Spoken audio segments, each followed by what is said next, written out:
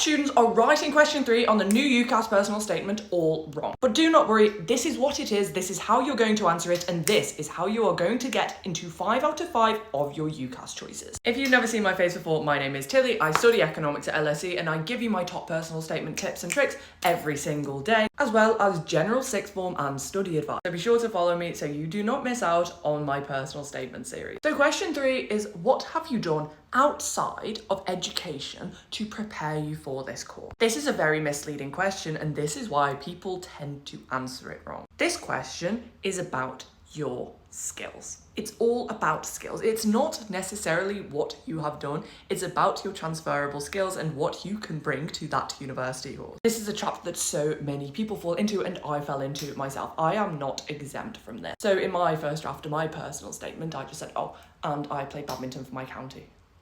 And what? I didn't elaborate on the skills that I built from it. So that resilience, that determination, that leadership, that teamwork. And you need to be subtle with this. You can't just say, oh, I played sport and I developed these skills.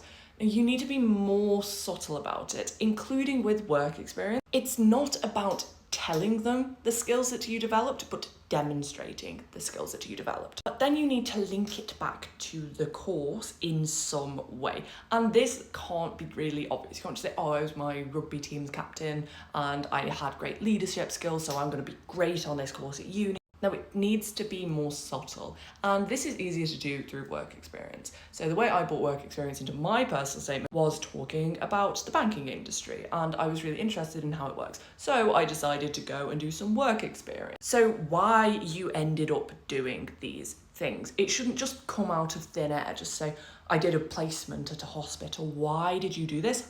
Why is it relevant to the course? And again, yes, it doesn't necessarily have to be academically relevant, but it should be relevant to some extent, or at least the skills that you developed from it should be relevant. And at the end of the day, this is going to be the shortest section for the majority of students, particularly those students applying for a very academic course. You will have heard people say with the personal statement, the top unis don't care about your extracurriculars.